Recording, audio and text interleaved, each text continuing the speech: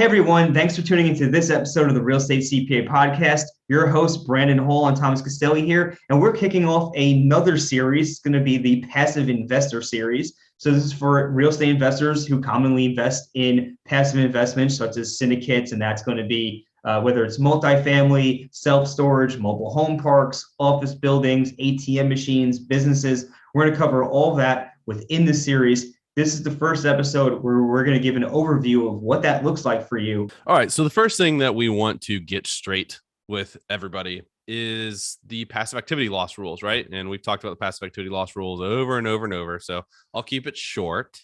But if you want to learn more about the passive activity loss rules, go check out our REPS, REPS, or the STR series. So you can find those by just scrolling down our podcast episode list in Apple, iTunes, Spotify, whatever you're using, and just look for literally the letters REPS or STR at the beginning of the title of the episode. That you're in a series of episodes at that point, just much like we're in a series right now. So this is the first of several episodes that we're going to be recording on investing passively as like an LP into different funds and deals. So passive activity loss rules.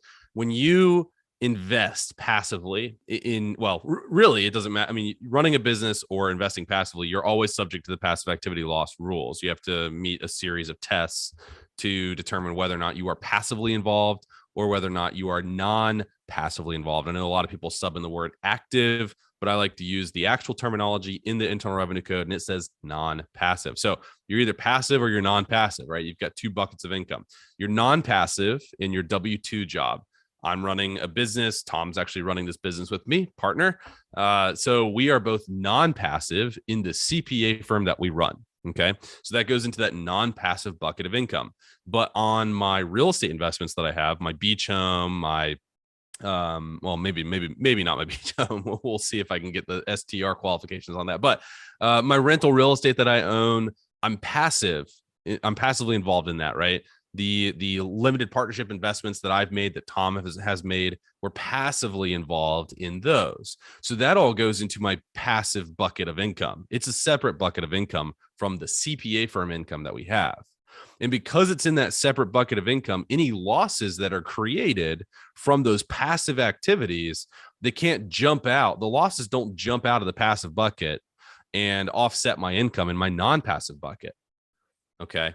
So I can't go and invest in in a real estate deal or an ATM syndicate, which we'll talk about, or a self-storage syndicate or a hair salon or whatever it is. I can't go and invest in these things, whether or not it's a fund, a syndicate, or a private investment that I'm making with friends. If I'm not materially participating, if I'm not involved in the day-to-day, making decisions, having voting rights, like all these things, if I'm not really involved in the activity that I'm investing in, then what's coming back to me is passive income or passive losses. And it's going to be stuck in that passive bucket, meaning that if I have passive losses coming back to me, it can only offset income in that passive bucket.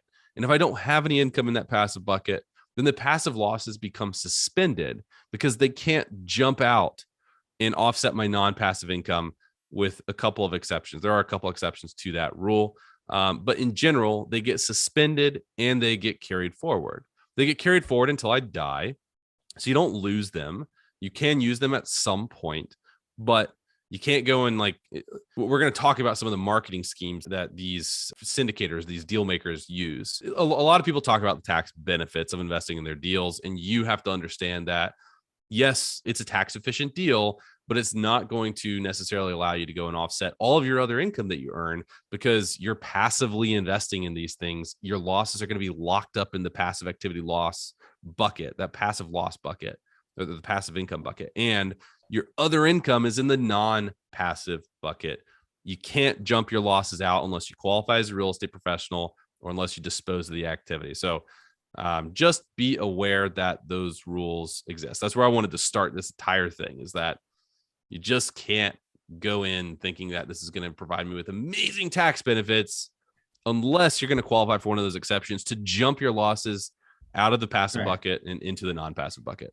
Right. Yeah. There's a lot of syndicators out there, to your point, that will promote the tax benefits of it. But just know that if you have a full-time W-2 job, or you're full-time in another trade or business that's not real estate, then, and if you're investing into a limited partnership interest, whether it be multifamily, commercial, self-storage, office buildings, what have you, and you're investing as a limited partner, very likely it's going to be considered passive because you're not materially participating in those activities by definition of being a limited partner. The general partners, the people actually, running the deal day to day, those are the people who are going to be materially participating, and not you. Yeah. Right. And it's important to remember too that like there are still tax benefits. I mean, right. You still get all the tax benefits, right? You just, it would be like going and owning your own rental property. That rental property, guess what? It's passive too, unless you qualify as a real estate professional and materially participate. So that rental property is subject to the same rules. If you create a loss on your rentals, it's also stuck in the passive bucket.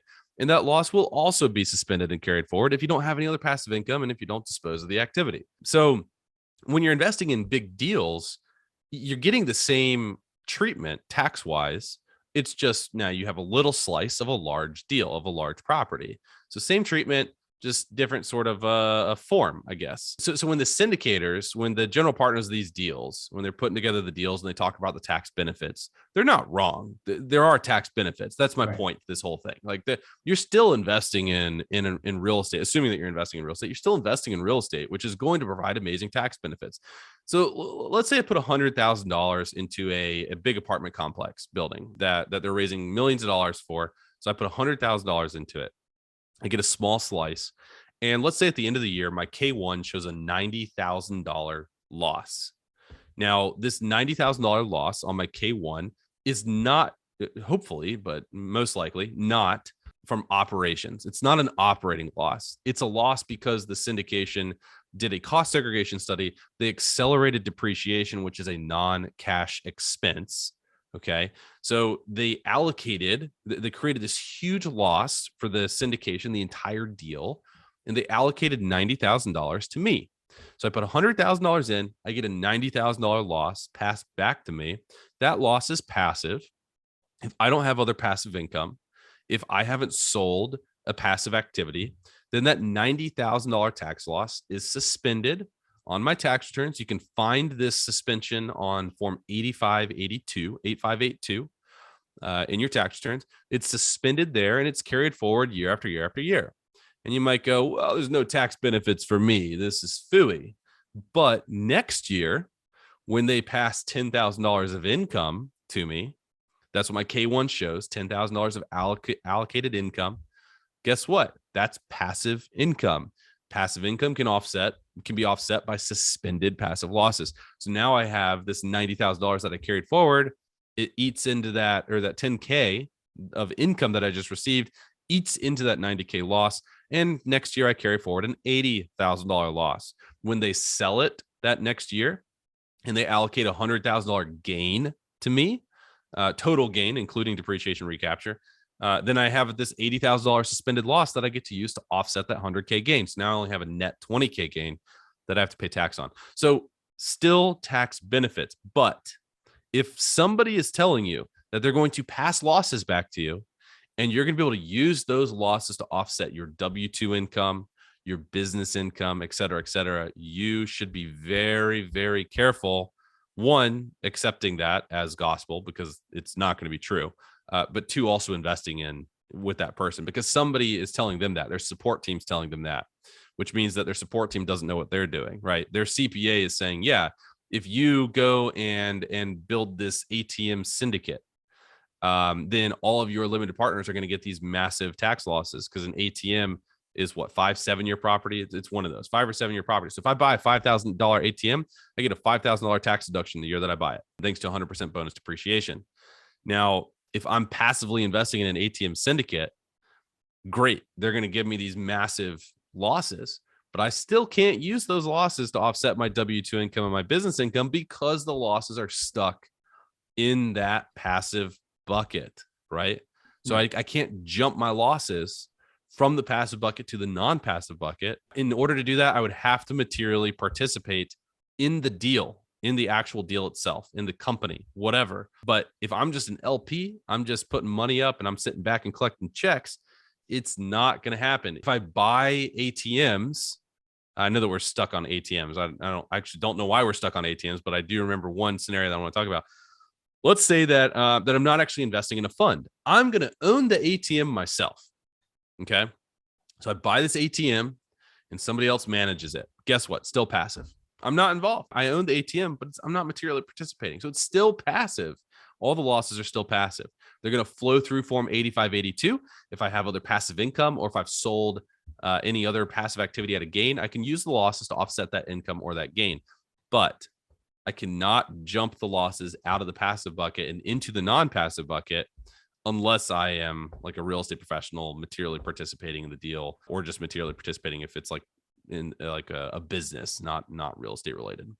Right. So I think kind of the bottom line here is that if you are a passive investor, really what you're looking to do is take the passive losses that you're getting from these investments and using them either in the current year or in future years to offset income or capital gains or depreciation recapture you may have from the sale of real estate or ATM machines or whatever you're investing in, to really make sure you're not paying tax on your passive income that's generating. So really, like Brandon's been saying, you have the active bucket and the passive bucket. And really, as a passive investor, like to give an example, the biggest tax planning tool we see about around this is, let's say that it's 2022, right? And you invested in a syndicate, or maybe you invested in a property that you have that you're selling, and you're going to have a gain. That gain is going to be in the passive bucket because it's a passive activity. What you can do is you can invest in a syndicate, an ATM machine, or another business where you're going to be in a limited partner position. Those losses that you may get from making that investment in 2022 are also going to be passive, and they can help you offset the gain from the sale of that rental property you have, or from the syndicate that sells a rental property in the same year. So that's kind of the scenario you'll want to be looking at as a passive investor. Is how can I use passive losses to offset my passive income? So that's the strategy there. Right. And you've got some layering too. That's the beauty of being a limited partner. You can layer your investments. Now, what do I mean by that? Well, let's say in 2021, you put $100,000 into a syndicate, you got a $90,000 loss passed back to you. So now you have a $90,000 suspended passive loss in your tax returns because you don't have other passive income. You didn't sell anything for a passive or any sort of passive activity at a gain. So you just have this passive loss. That's your only investment, and you didn't materially participate in the deal. So you got a $90,000 passive loss that's carrying forward. Now in 2022, you put another $100,000 into a deal, you get another $90,000 passed back to you. 2023, you put another $100,000 into a deal, maybe you get $85,000 passed back to you because bonus depreciation starts to phase out in 2023. 2024, you put another $100,000 in, now you get $70,000 passed back to you. What are we at? We're at $335,000 of total losses. 2024, so we got $335,000 of total losses on our Form 8582 that's carrying forward. Most people would look at that and go, whoa, that's a lot. That's not really tax optimization, but you're doing a layering strategy. You know it's all going to work out. 2024, you decide, you know what, I'm not going to put the next $100,000 into this deal. And your first syndication liquidates. And when they liquidate, they allocate a $150,000 gain to you. And that $150,000 gain includes the depreciation recapture that you have to pay, as well as the appreciation from the investment itself.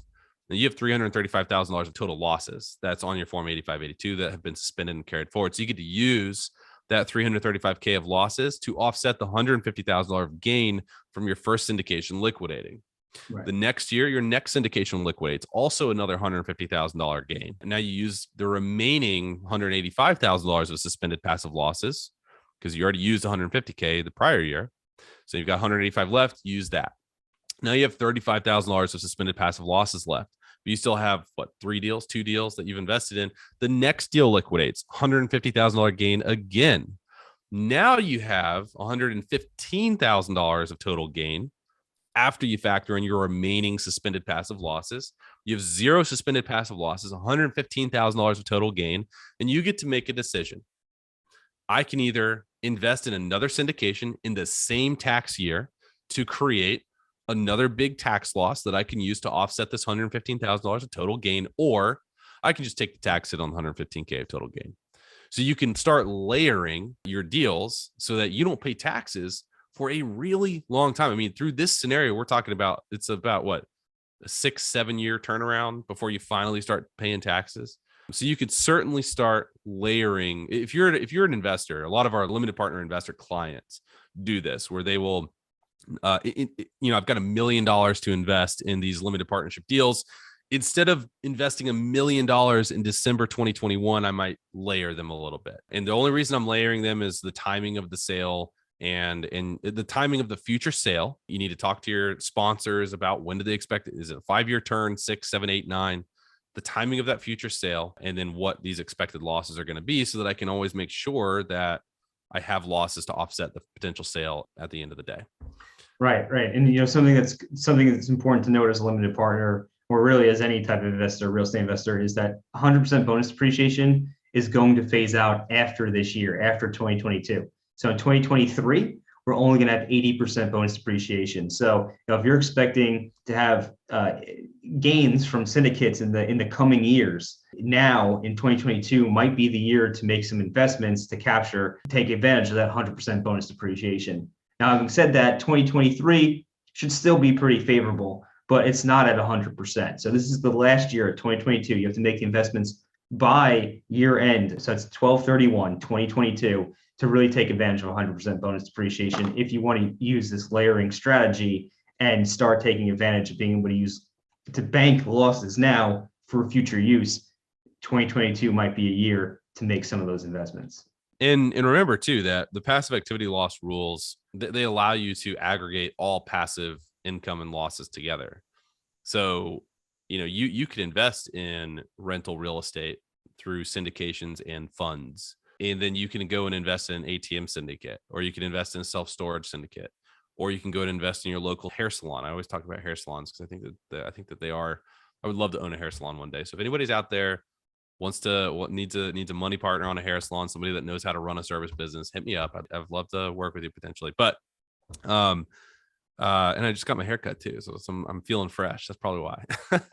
But anyway, you can invest in businesses, right? And it doesn't have to be local. You can just invest in businesses as a money partner, as long as you're taking a partnership stake, right? You can't go and invest in C corporations and that's not going to work. But if you're investing in an S corporation or an LLC, a partnership tax as an LLC, then you can have all of that flow through to form 8582, which is just where you aggregate your passive income and losses. So my rental losses from my syndicates, from the funds that I invest in, from my own portfolio, can offset the business income from my other investments that I make, the other business investments that I make. So if I do end up, buying into a hair salon or buying into a coffee shop or something like that, if I'm not materially participating, then that's all passive income, right? And it's just flowing through to me, and my rental losses can offset it. So it can all net out. And that's the beauty of real estate and understanding the passive activity loss rules, because you can create this amazing layering, this amazing netting effect without ever qualifying as a real estate professional. Everybody loves to talk about real estate professional status, and we love it too. Don't get us wrong. But, maybe that's not in the cards for you. It's not going to be in the cards for me personally, because I always expect to be running some sort of business and spending a lot of time doing that. But I can create this beautiful netting effect to create a lot of current income and not pay taxes on it. Right. So the final thing I'll say on this is that, like, the way you want to look at this, maybe if you have a full-time W-2 job, or you are running a business full-time, is just look at it as a way that you can increase your income without increasing your taxes, because you can generate passive income in the form of rental income from syndicates and gains from the sale of those underlying properties from those syndicates, while sheltering that income from taxes using passive losses. So that is something you probably want. That's probably the frame of reference you'll want to come from if you are in that position where you can't be a real estate professional. Because like Brian said, like myself, I'm not going to be able to be a real estate professional either. So what am I doing? I'm going to make investments into real estate, whether it be direct or into the syndicates, and just make sure that over time I'm minimizing or eliminating my tax liability on the income and gains from those investments by using passive losses to offset that. So that's just probably the frame of mind you want to come into if you are in that position where you will not be able to be a real estate professional. So in summary, you got to understand the passive activity loss rules, just the basics. So go back, listen to our REPS, REPS podcast, listen to our STR podcast series. It'll explain the passive activity loss rules.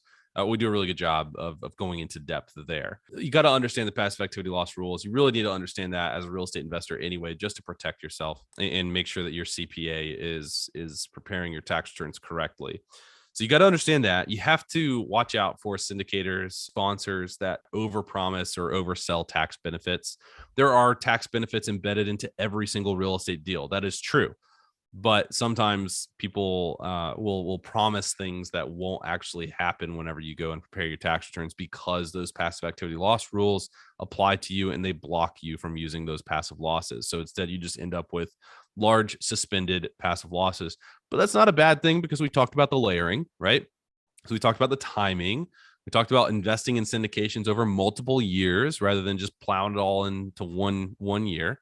And we also talked about investing in other sorts of businesses that are not necessarily real estate. ATMs, you've got self-storage, you've got small businesses that you could take equity, profit sharing stakes in. So there's a lot of opportunity out there to create passive income.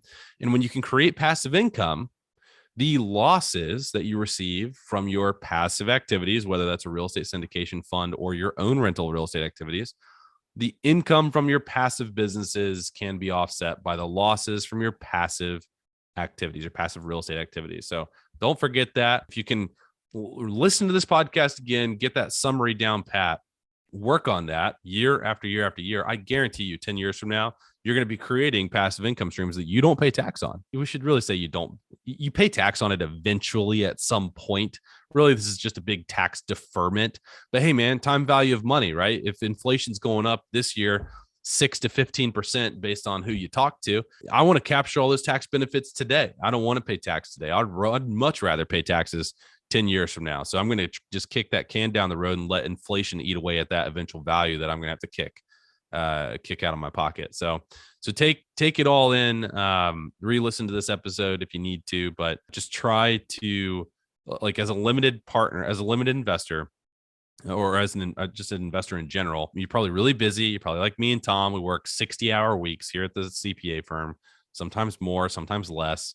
But, we don't have a whole lot of time to try to go figure out how to take down a $10 million apartment building.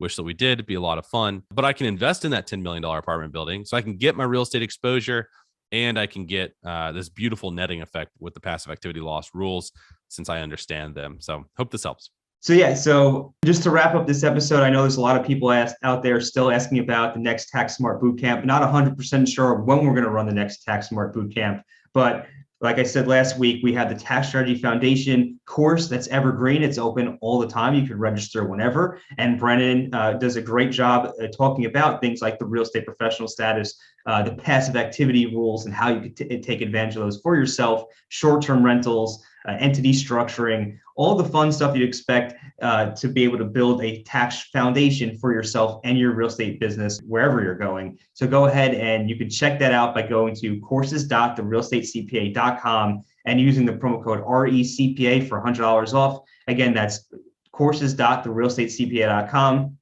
Use promo code RECPA to get $100 off. There's no need to wait for the next bootcamp. If you want to get started today, you can go ahead and enroll in that course and get started right away and go at your own pace. So if you want to check that out, feel free. Otherwise, we'll catch you on the next episode of the Real Estate CPA podcast.